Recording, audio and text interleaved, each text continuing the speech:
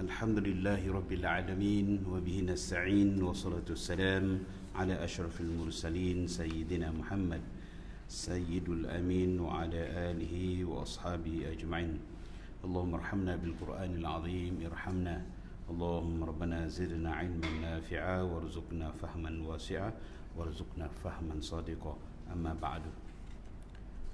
Alhamdulillah, sidang hadirin yang dirahmati Allah SWT, kita bertemu lagi untuk kuliah kita, kuliah Tajwidul Quran. Dan insya-Allah satu persatu hurufnya akan kita jelaskan di sini, bagaimanakah cara menyebutnya dengan betul. Dan kita juga mengucap syukur kepada Allah SWT kerana telah selesai kerja ibadah kita dalam bulan Zulhijjah ini, iaitu ibadah khusus korban. Kita berpuasa pada bulan Zulhijjah, tarwiyah dan juga puasa pada Arafah, hari Arafah, dan juga kita menunaikan takbir beramai-ramai dengan penuh keikhlasan Allah SWT. Mudah-mudahan Allah terima ibadah kita, sekalian ibadah kita Allah terima kali ini insya-Allah, dan Allah ampunkan dosa kita semua dan akan dimasukkan kita dalam syurganya. Amin ya rabbal alamin.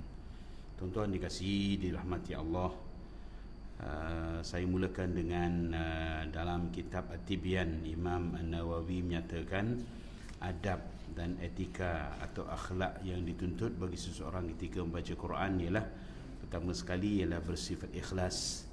Ikhlas ketika membaca Al-Quran dan mengadakan munajat kepada Allah. Setiap kali baca Quran munajat dengan Allah. Setiap kali kita baca Quran munajat kepada Allah SWT. Kita hadiahkan bacaan kita kepada ibu bapa kita, ya, saudara-saudara kandung kita yang telah meninggalkan kita. Kita menghadiahkan bacaan Al-Quran kita kepada mereka. Mudah-mudahan Allah mengampunkan dosa kita semua. Dan juga bersugi bersihkan mulut atau menggosok gigi dengan siwak, kayu siwak ataupun sejenis dengannya. Gosok gigi maksudnya membersihkan mulut lah. Jadi kalau ada bau potai tu bersihkan dululah sebelum baca Quran kan. Tadi makan potai, bersihkan dulu, gosok gigi dulu ya. Dan bersuci ketika membaca Quran naklah berada dalam keadaan suci daripada hadas kecil maupun hadas besar. Kesemua ni sebenarnya ada di mana? Selepas solat. Lepas solat memang orang kita kata ngam lah. Memang ada ni. Semua etika atau adab ini ada selepas solat. Kalau kita selepas solat membaca Quran, alhamdulillah, kesemua ini insya-Allah ada di dalam apa yang disebutkan oleh Imam An-Nawawi ini. Mudah-mudahan kita boleh mengamalkannya. Tuan-tuan yang dikasihi, yang dirahmati Allah, hari ini saya nak pergi huruf yang duduk di lidah pula. Yang lepas huruf yang berada di halqum selesai, huruf berada di bibir selesai, 10 huruf dah selesai. Jadi saya nak pergi kepada huruf yang ada di lidah. Ini adalah merupakan makhraj yang muhakkik ataupun makhraj-makhraj yang dikesan di mana duduknya huruf ini, ya. Di muhakkik ini disebut sebagai makhraj-makhraj yang boleh dikesan di mana kedudukannya. Sebab makhraj huruf tu ada 5 kan, iaitu huruf yang duduk di halqum, ya, huruf yang duduk di bibir, huruf yang duduk di kedudukannya di lisan, di lidah kita, ya, sama ada pangkal lidah, hujung lidah, tepi lidah, sehinggalah kawasan lidah ini penuh dengan huruf-huruf Quran yang kita sebut. Maka huruf-huruf ini semua, yang 3 bahagian makhraj huruf ini merupakan makhraj yang dipanggil muhakkik ataupun makhraj huruf yang boleh dikesan di mana kita nak menyebut, kita tahu duduk di mana. Dan dia tak boleh salah. Kalau salah maknanya kita menyalahi di sudut menyebut huruf itu, ya, berdapat dikesan.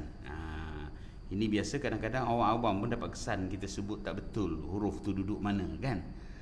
Sebab huruf-huruf Quran ini adalah huruf yang di dalam bahasa Arab dan tidak ada dalam bahasa Melayu kebanyakannya, ya. Banyak huruf yang tak ada dalam bahasa Melayu. Boleh je tapi mungkin tak tepat nak sebut. Ya. Jadi dengan itu, maka huruf-huruf Quran ini kita mestilah bertalaki dan bermusyafahah dengan guru, ataupun kita mengambil daripada lidah atau mulut guru tu berhadapan dengan dia. Talaki tu duduk menghadap, lutut jumpa lutut lah, mana tengok betul dekat dengan guru tu, supaya kita dapat mengesan macam mana dia sebut. Dan juga musyafahah ini tadi, kita baca, guru tu betulkan kita. Itu adalah kaedah untuk membetulkan huruf-huruf Al-Quran ini, ya. Baik, seperti saya sebutkan tadi, banyak huruf Quran ini atau bahasa Arab ini dia tak ada dalam bahasa kita, bahasa Melayu. Ada yang ada, tapi ada yang tak ada. Walau bagaimanapun, walaupun ada dalam bahasa kita, contoh adalah huruf alif, kita katalah A, kita lah huruf A, huruf alif kan, kita bariskan bunyi A, contoh kan. Tapi kalau baris bunyi Melayu, walaupun bahasa Melayu tu tak berbaris, kalau kita bunyikan, bunyi bahasa Melayu tu logatnya berbagai. Jadi kemungkinan kita sebut itu tidak berapa tepat. Kemungkinan yang kita sebut huruf Quran itu bunyi kemelayuan. Itu maksud dia. Maka dengan itu kita dikehendaki untuk bertalaki dengan guru-guru yang mahir atau guru-guru yang boleh memimpin kita dalam bidang bacaan Al-Quran ini. Dan membaca Quran ini kita percaya bahawa ia adalah salah satu daripada perintah dan dia akan mendapat pahala. Dia bacaan Quran ini, membaca Quran ini, dia adalah merupakan satu pahala yang khusus. Baca je ada pahala khusus dia. Jadi kita boleh mengatakan bahawa tak bolehlah ada sesetengah orang tu barangkali dia marah sangat pasal apa tak tahu, dia baca je, maham tak nak. Baca je Quran ni, dia kata kalau baca je Quran ni tak sempurna. Bukan itu maksud dia, ya. Sebab Quran ini begitu luas, membacanya salah satu faedah yang boleh mendatangkan pahala. Membaca je dengan betul, ya. Kaedah baca yang betul, macam mana qiraatnya, tajwidnya, itu dah datang pahala besar.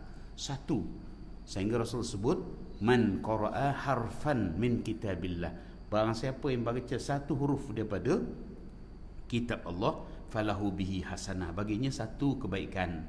Wal hasanatu bi asyri amsalha, satu ganjaran kebaikan tu Allah gandakan 10 untuk satu huruf. Ini dalil menunjukkan bahawa membaca saja merupakan satu ibadah yang khusus yang boleh mendatangkan pahala. Kemudian kita memahaminya, kita wajib memahami Quran ni tuan-tuan. Tak boleh baca je, wajib memahaminya. Maka hadirlah mencari guru-guru supaya kita boleh tahu dengan benar apa kehendak-kehendak Al-Quran. Ataupun kita baca, boleh kita baca tafsiran-tafsiran, buku-buku tafsir yang banyak dan terkenal, yang telah diterjemah dalam bahasa Melayu pun begitu banyak. Bacalah. Kalau tak faham, kembalilah bertanya kepada guru atau orang yang tahu, ya. Maka dengan itu, memahami Quran itu dan mengamalkannya pula, itu merupakan satu pula ganjaran yang berbeza daripada membaca tadi. Ya. Jadi ini jangan salah faham lah. Nanti kan tuan-tuan dengar ada orang sebut kan, dia kata baca je, tak ada makna je, baca je, faham dah. Bukan macam tu.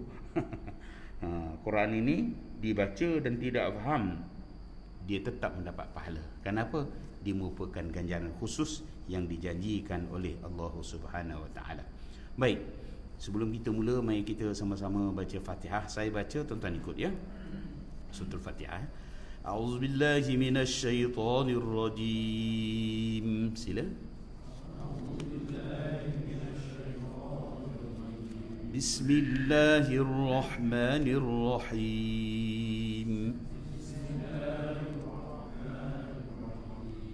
Tuan-tuan kena praktik lah. Yang minggu lepas, yang lepas kita belajar huruf mim kan, hujung tu saya kata masam. Bila mati kan, muka tu masam sikit kan. Bismillahirrahmanirrahim. Cuba. Alhamdulillahi Rabbil Alamin.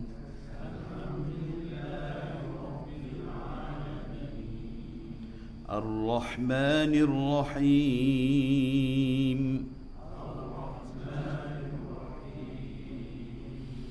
Malik Yawmiddin.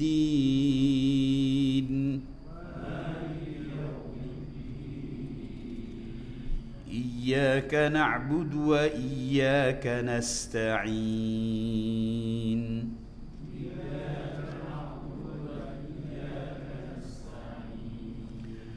اهدنا الصراط المستقيم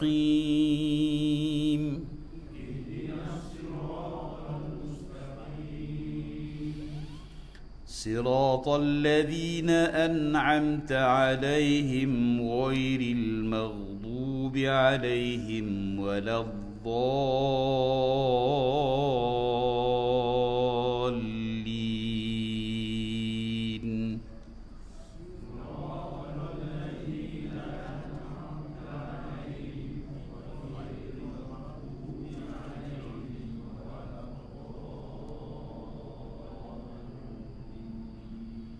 Kalau tuan-tuan tak sampai nafas ayat terakhir tu kan, berhentilah pada siratal ladzina an'amta alaihim, berhenti situ boleh. Nak sambung ghairil maghdubi alaihim waladdallin, ya boleh, tidak ada masalah sebab nafas tak sampai. Tapi kalau nafas sampai, bagus kalau dibaca satu ayat tu penuh daripada siratal ladzi sampai waladdallin. Baik tuan-tuan dikasihi yang dirahmati Allah, cuba lihat huruf qaf. Ejaan Melayunya QAF lah, qaf, gitu ya. Kalau ejaan Arabnya qaf, alif, fa, ujung tu ada fa. Jadi qaf, tu dia panjang lah. Qaf, itu cara sebutannya. Cuba tuan-tuan sebut qaf. Dia bukan qaf, bukan tu. Qaf, itu huruf dia. Kalau nak je huruf dia qaf, itu huruf dia. Qaf, alif, fa. Bukan qaf, atau bukan qaf, lagilah jauh kan kalau qaf. Baik. Kemudian tu makhraj qaf ni duduk mana? Pangkal lidah, membetuli langit-langit. Tuan-tuan tengok dalam gambar ini, pangkal lidah tu terangkat dan dia kena pada langit-langit. Pangkal lidah mana? Muka surat 2 tuan-tuan ya. Pangkal lidah mana? Pangkal lidah ialah di bahagian sebelum lubang tekak tu kan, atau pangkal lidah. Pangkal lidah ni ada kalanya dia boleh terangkat kalau kita nak angkat dia. Macam huruf qaf ni kita boleh angkat pangkal lidah kita ya. Dia bunyi tu. Tu pangkal lidah tu huruf qaf ya. Huruf qaf ini di pangkal lidah kalau dalam bahasa Melayu bolehlah saya terjemahkan huruf Q. Tu qaf lah, Q. Kita tak sebut Q kan. Q tu kaf Q kan. Q. Jadi dia pangkal lidah ya. Baik. Kalau nak terjemah dalam bahasa Melayu lah, bahasa kita. Kemudian sifat dia, sifat berlawanan ada 5. Dia sifat jahar, dia bukan sifat hamas, dia sifat jahar. Jahar lawannya hamas ya. Maknanya huruf qaf ni tak ada angin. Kalau bunyi angin, maknanya tak tepat lah. Dia tak ada angin, dia tak ada angin keluar. Nafas tertahan ketika menyebut huruf qaf ini. Kemudian dia bersifat syiddah. Syiddah ni suara pula tertahan. Suara tertahan. Huruf yang bersifat syiddah ni, mana-mana huruf yang sifat qalqalah, huruf qaf, ta, ba, jim, dal, 5 huruf ni dia memang wajib sifat syiddah. Dia tertahan suara dulu, barulah keluar detakan yang dipanggil qalqalah. Yang ketiga sifatnya isti'la. Isti'ala ni bunyi meninggi, suara meninggi. Macam mana suara meninggi? Kalau hurufnya disebut qaf, kalau dia baris atas disebut qa. Dia tinggi tu, qa. Qa rendah. Kalau qa wa qala, itu jadi rendah. Wa qala, qala, qa, bunyi tinggi ya. Dan perlu ingat huruf yang bersifat isti'ala, mana-mana huruf sifat isti'ala, ada 7 huruf isti'ala kan? Ada 7 huruf isti'la, salah satu ialah qaf. Maka huruf isti'la ini kalau sekiranya dia baris atas, jangan muncung lah. Dia tetap tak muncung. Sebab baris Al-Quran ni yang kita sebut dengan ketepatannya ialah kalau dia baris atas, mulut itu dalam keadaan bibir dalam keadaan biasa. Okey, dia stay biasa. Tapi kalau dia baris depan, barulah muncung sikit. Mana-mana huruf baris depan barulah muncung sikit. Sikit je. Kalau baris bawah, kita menyeringai sikit. Macam ni. Baru dia tepat bunyi baris dia ya. Maka huruf isti'la ni kadang-kadang ada setengah orang Dia huruf isti'la dia akan muncung sebab dia nak bunyikan tinggi tu. Jadi ko, bukan ko, tak tepat. Dia ko saja. Ko, dia tak ada bunyi dimuncungkan bibir sebab dia bagi atas kan. Kalau dia bagi atas, bagi depan barulah muncung. Contoh kita baca ku, baru muncung. Sebab huruf-huruf Quran ni tuan-tuan yang dikasihi, bila dia berbaris atas, bila dia bagi bawah, bila dia bagi depan, dia ada dia punya martabat dia. Dia panggil maratib bagi baris. Jadi maratib bagi baris yang paling kuat ialah bagi huruf isti'la yang bagi atas ada mad. Ko, tu bunyi kuat tu. Ko, go, tu kuat bunyi dia paling tinggi sekali ya.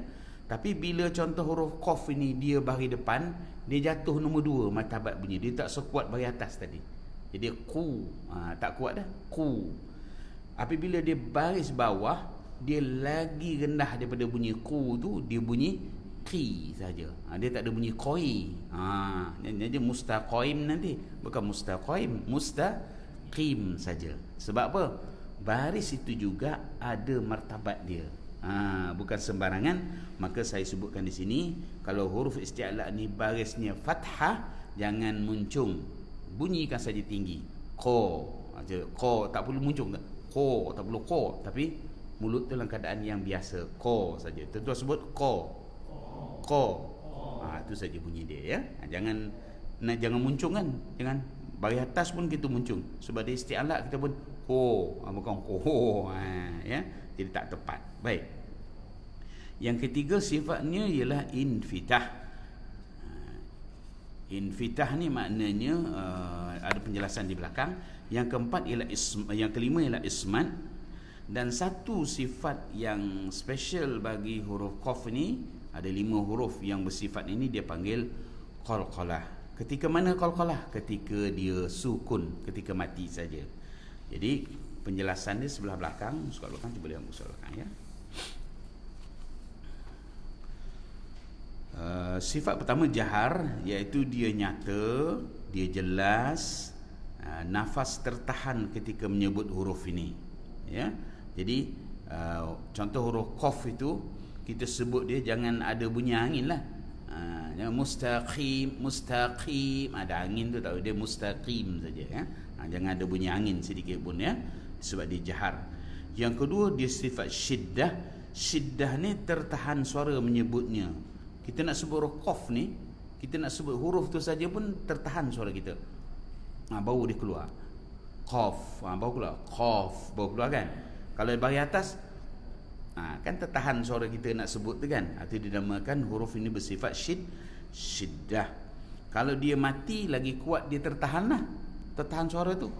Bila tertahan suara yang kuat tu bagi huruf yang qalqalah ni, bila syiddah itu dia kuat, maka dia akan keluar satu lantunan suara pula. Dia panggil detakan suara, iaitu qalqalah bagi huruf qaf ya. Kemudian tu sifatnya isti'la, meninggi, terangkat pangkal lidah ke langit semasa menyebut hurufnya. Contoh je sebut ko, dia panjang ko. Boleh rasa lidah tu dia tergantung mana lidah tu naik ke atas ya. Jadi itu huruf yang bersifat isti'la. Kemudian dia bersifat infitah, dia terbuka. Ruang antara lidah dan langit itu terbuka. Sebab ko, kita boleh rasa dia tak menyentuh mana-mana lelangit. Lidah kita tak menyentuh mana lelangit sebut huruf ini, sebab dia bersifat infitah ya. Dan akhir sekali sifat berlawanan baginya ialah ismat. Ismat ni maksudnya larang, tegahan. Tertegah suara itu keluar dengan segera ketika menyebut qaf ini. Kalau dia berbaris jangan segera. Kho jadi kho. Takut dia keluar jadi huruf kho. Jadi tak dapat beza qola dengan khola. Kadang-kadang ada orang baca qola bunyi khola. Kenapa? Dia tak tahan. Dia segera keluar huruf itu.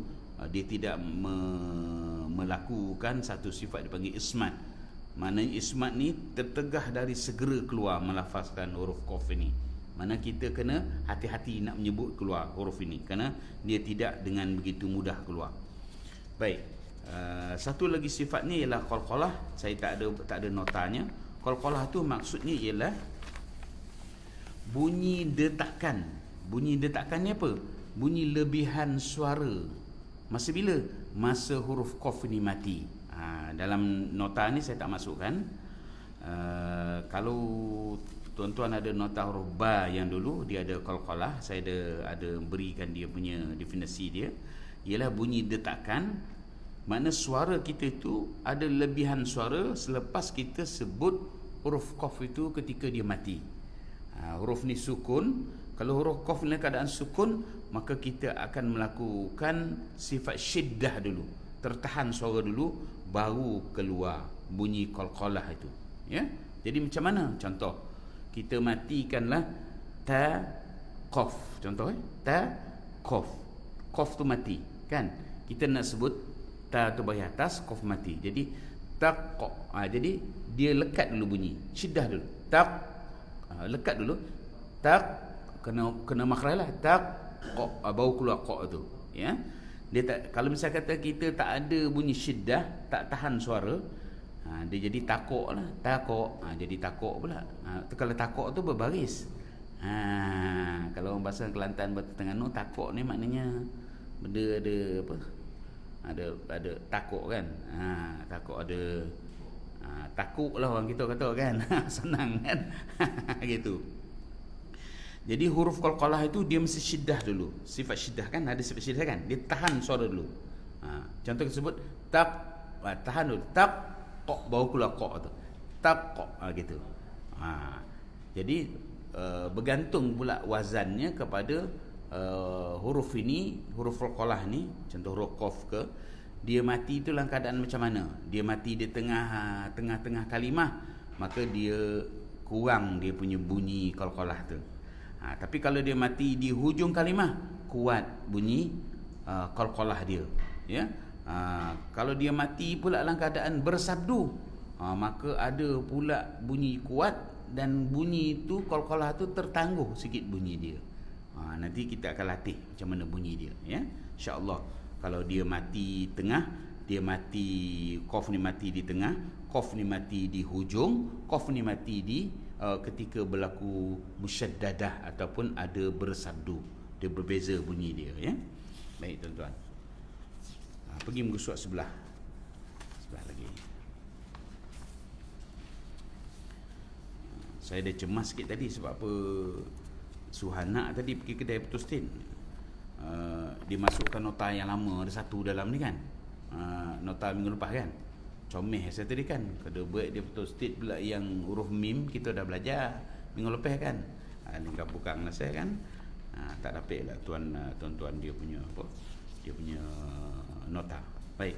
Huruf qaf, ingat tuan-tuan, kalau bagi atas jangan kita muncung sesekali, ya. Huruf qaf ini dia huruf bersifat isti'ala. Selalu kelemahannya ialah ada orang dia akan memuncungkan mulutnya ketika huruf isti'ala. Ada 7 huruf isti'ala kan? Huruf kha kan? Huruf kha, huruf sad, huruf dad, huruf ta, dha, ghin, qaf. Ada 7 huruf kan? Bila bagi atas dia nak bunyikan bunyi sifat isti'ala, dia muncungkan bibirnya. Maka itu tidak tepat. Jangan muncunglah sebab dia bukan baris depan. Kalau dia baris depan, yes, muncunglah, ya, sedikit saja muncung, ya. Baik. Sekarang kita berlatih untuk sebutan ini. Auzubillah minasyaitanir. Tuan-tuan tengok yang wazan yang saya buat ni. Ni, ya, boleh? Mari sama-sama, ya. Saya sebut dulu. Bunyi qaf ini kalau bagi atas dia isti'ala, jadi qa. Tinggi kan bunyi tu? Qa. Kalau kita bunyi qa, waqalu, waqalu, jadi rendah bunyi dia. Isti'ala tu tapi tak cukup. Tak sempurna isti'ala. Dia yang sempurna ialah qa. Terus saya sebut qa. Kalau panjang lah, kalau pendek qa. Jangan muncung, ya. Jangan qa. Berlain bunyi dia, kan? Lain bunyi dia, ya. Tuan-tuan tengok baris ni sebenarnya kalau dalam bahasa kita pun bunyi lain. Saya sebut bahasa kita sendiri kan, nak ke mana dia mesti muncung. Sebab asalnya nak ke mana kan, patutnya tak muncung kan. Macam orang Kedah kan, orang Kedah ada sebut macam mana? nak pi mana. Mulut dia macam mana? Sebab dia bunyi A kan, bunyi tu baris atas, mana. Mulut tu rata je, nak pi mana kan. Tapi kalau ni 9, nak pi mano. Dia mesti muncul kan sebab dia baris depan. Mano. Tu beza dia. Boleh beza ya? Ini dalam bahasa, cuma bahasa Melayu ni dia tak adalah huruf tu dia bariskan, tu saja kan. Tapi kalau kita nak bariskan, itulah bunyi dia. Kan? Itu belum lagi masuk dalam disebut sebagai bunyi baris. Bunyi baris. Bunyi baris ni dia macam separuh sekel tuan-tuan. Separuh sekel ya. Contoh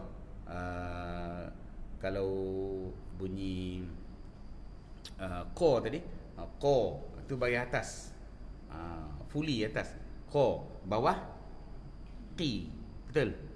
Tapi kalau kita turunkan dia bunyi macam ni, dia akan beransur bunyi itu.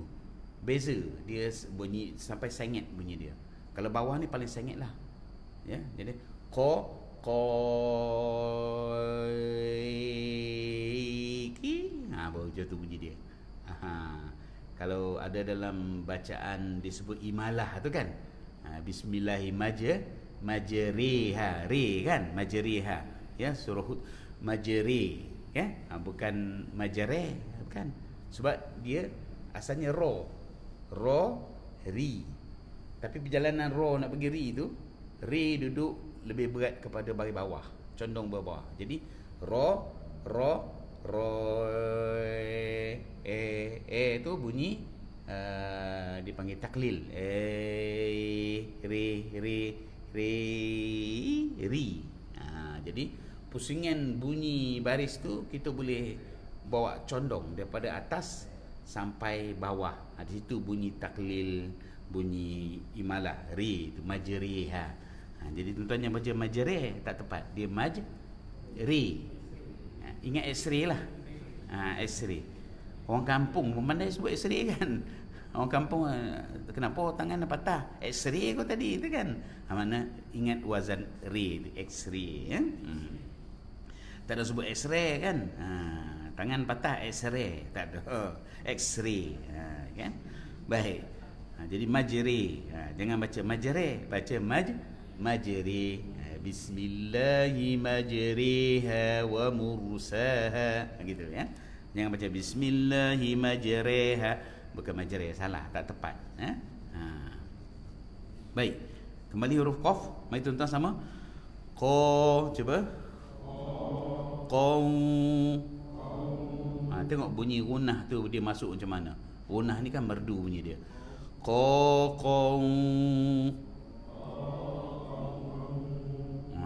Jadi tak ada qaqau tu bunyi songau. Bukan qaqau. Qaqau, cuba.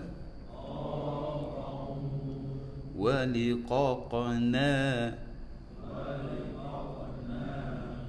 Qaqna.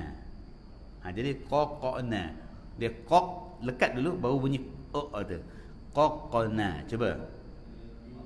Waliqaqna minal muqni. Baik. Nanti bila huruf qaf ni dia mati qalqalah kan, tapi didahului oleh huruf bagi depan, ada sedikit perbezaan baca ya. Setengah ulama qiraat dia baca dengan direndah sikit bunyi dia. Dia sebut muqni boleh juga, tapi dibaca dengan muqni, dia lebih ringan sedikit sebab dia bagi depan sebelum qaf tu mati.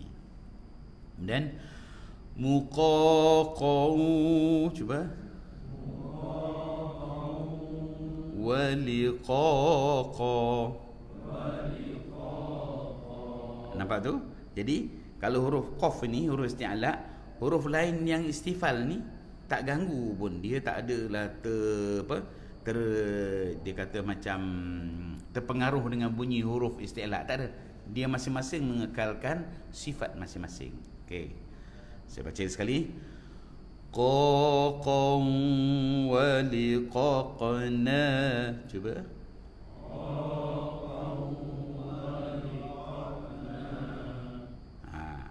minal muqni muqaqa wa liqaqa.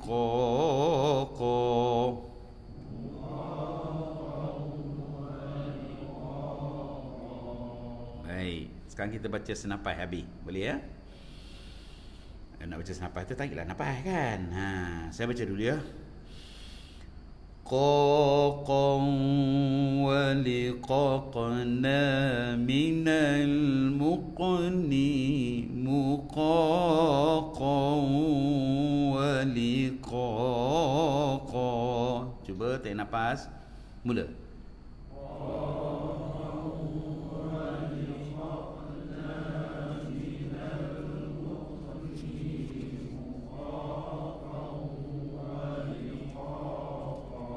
Itu wazan lambat kan.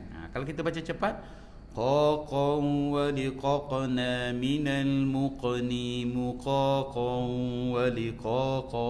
Cuba.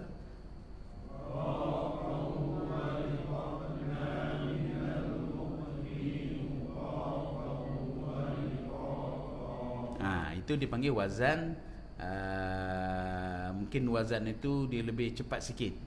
Sebab meratib bacaan ada 3. Satu dipanggil tartil, yang paling lambat lah. Yang tadi qaqan wa liqaqna minal muqni, itu dipanggil wazan tartil, paling lambat ya, jelas satu-satu. Wazannya sama, panjangnya sama, jangan ada terlebih. Atau yang kedua, bacaan tadwir dia cepat sikit daripada yang tartil ni. Kita ambil yang laju dulu, dipanggil hadar ya. Tahdir ini, hadar ini dia baca laju ya, tak sempat nak bunyi ramai berlagu-lagu dah, dia bunyi huruf saja. Okey, contoh qaqan wa liqaqna minal muqni muqaqan wa liqaqa. Cuba.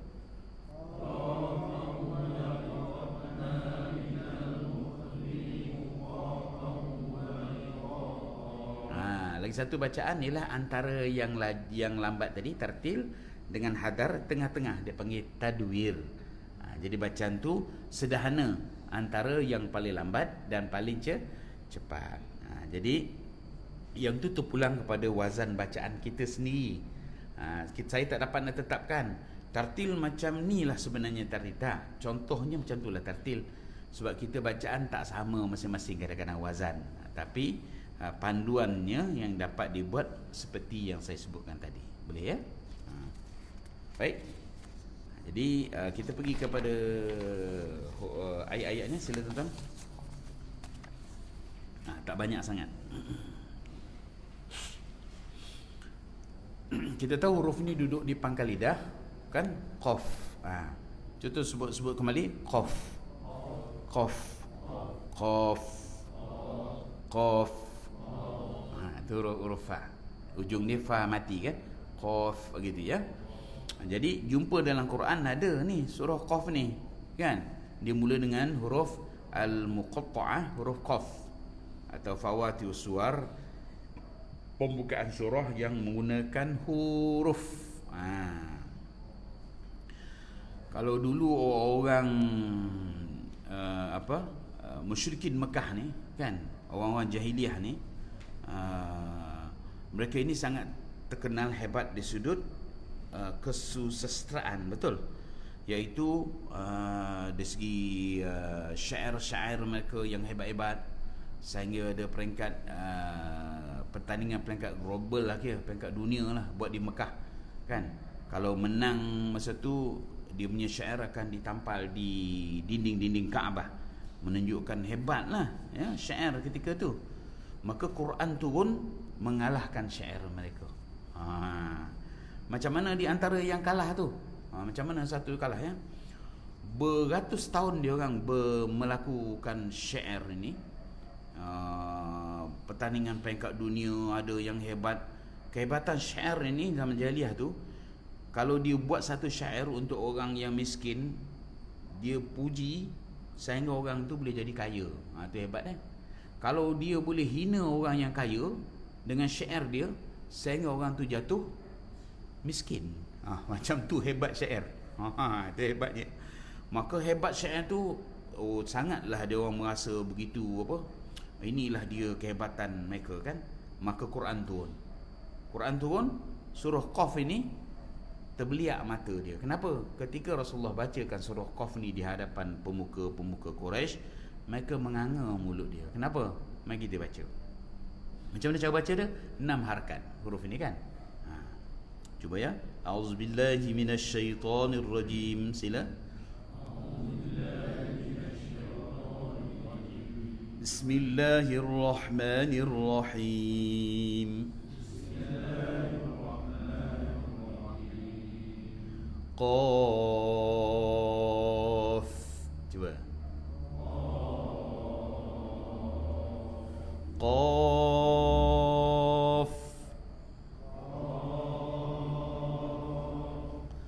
Qaf.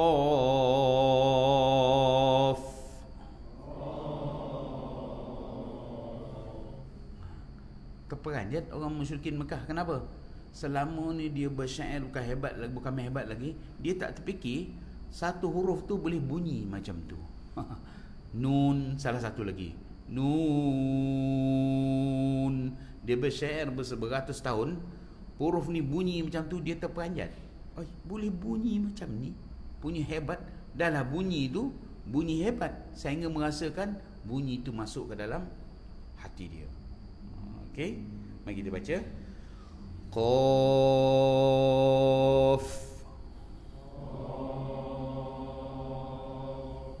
wal Qur'anil Majid.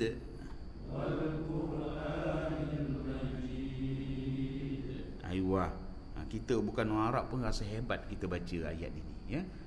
Pendek aja tapi rasa masya-Allah hebat bunyi dia, ya. Tapi kena betul-betul lah sebut, kan? Pernah juga dulu masa temuruga untuk pelajar-pelajar nak masuk maktab perguruan, kan? Nak masuk maktab perguruan, IPG. Kita bagi huruf muqatta'ah ni. Mungkin dia tak perasan. Ada banyak huruf muqatta'ah tu, al-muqatta'ah tu banyak huruf dia. Qaf, Nun, Kaf, Ha, Ya, Ain, Sad. Ikutlah nombor-nombor dia kan. Kita suruh baca yang Qaf ni. Jadi dia tu baca.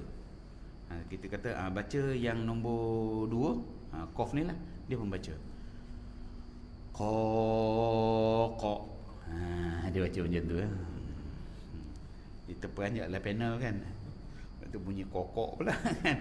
So mungkin dalam pemikirannya bila Qaf itu qalqalah, sebenarnya bukan. Ejaan sebenarnya Qaf alif fa. Kita suruh baca dia sekali. Sekali lagi baca, dia pun fikir, salah ya tadi. Oh, yang salah dia terbunyi kokok pula kan, bukan kokok. Sebenarnya Qaf. Mari tuan-tuan, 6 harakat. Qaf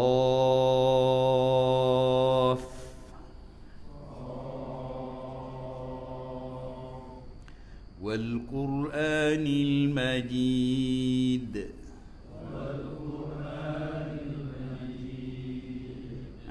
Tuan nak buat bunyi yang lain, buatlah, tak apa, bebas dia kan. Kalau baca laju Qaf, cuba. Wal Qur'anil Majid. Kemudian untuk membaca lagi laju lagi, tuan-tuan nak menghafal kan. Qaf, cuba. Wal Qur'anil Majid. Laju lah kan. Jadi bacaan itu juga ada dalam maratib tilawah atau tertib-tertib untuk membaca Al-Quran, yang lambat, yang sederhana, yang paling laju. Baik, tapi at-tajwidnya, hurufnya, kalimahnya jaga semua, ikut wazan bacaan itu. Baik. Kemudian ayat berikut. Tengok ini yang baris atas. Kita mulakan dengan wa idh qala Musa. Cuba. Wa idh qala Musa. Jadi qa kan. Kemudian qaf tu waw pula mati. Qaf baris atas, waw mati. Kita nak sebut liqaumihi. Cuba. Sebab dia kekal bunyi qaf baris atas. Qa, waw saja bunyi lin. Tapi qaf tetap qa, liqaumihi. Cuba. Jangan baca liqaumihi, bukan liqaumihi, liqaumihi.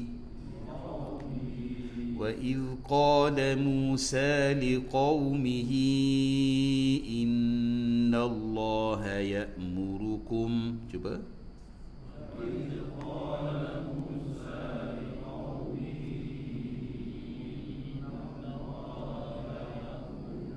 Aywa. Baik.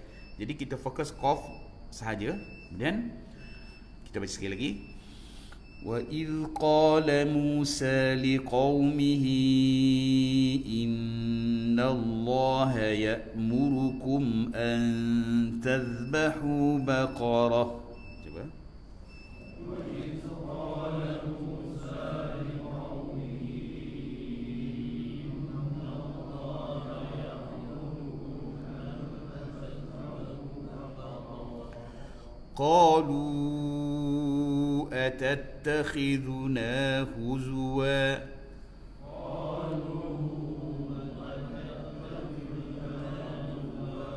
قال أعوذ بالله أن أكون من الجاهلين.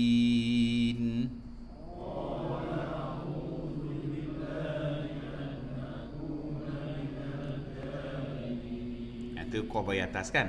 Cuba tengok qaf yang mati pula.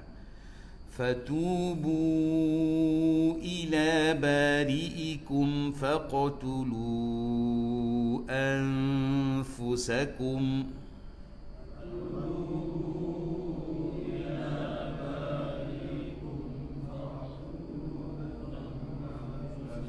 Baik.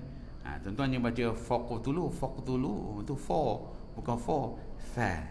Cuba fa. Qa. Fa. Qa. Faqtulu. Ayuh. Faqtulu. Bukan faqtulu. Tu faqtulu. Fa. Dia tak mengubah. Fa istifal kekal. Faqtulu. Cuba. Ayuh. Fatubu ila bari'ikum faqtulu anfusakum.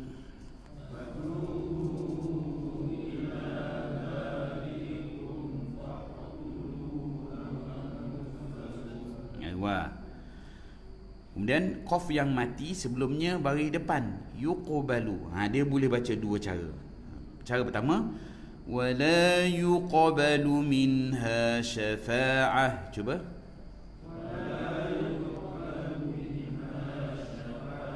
Kita baca betul-betul punya yuqbalu ya.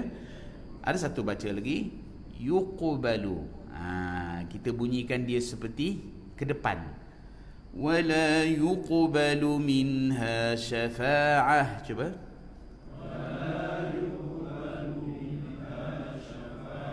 Dia tetap qalqalah tetap ada, cuma dia ringan sikit. ولا يقبل منها شفاعة. Cuba. Atau ولا يقبل منها شفاعة. Cuba. Aywa.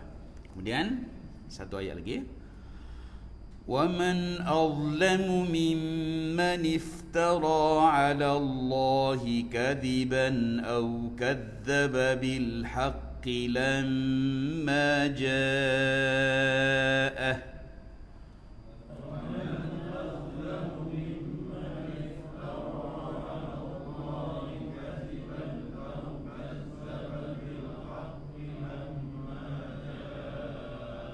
Cuba sebut bil haqqi. Bil haqqi. Dengan sebut bil haqqi atau bil haqqi.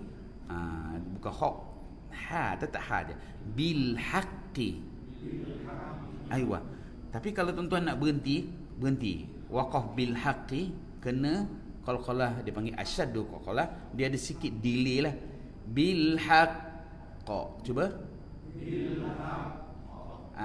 Delay sikit. Bukan bil haqqa, bukan. Bil haqqa. Cuba. Bil haqqa. Aywa. Tu kalau jumpa dia bersabdu, ya. Kalau dia sambung macam tadilah, tak ada masalah, ya. أليس في جهنم مثوى للكافرين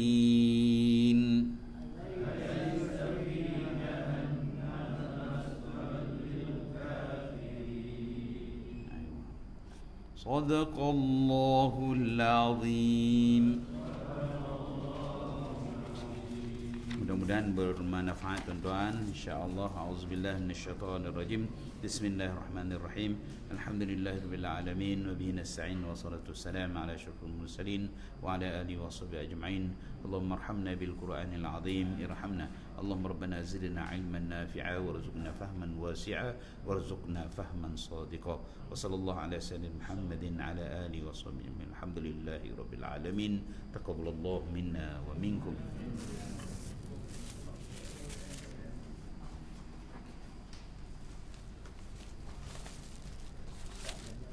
Ya, hasil je. Boleh.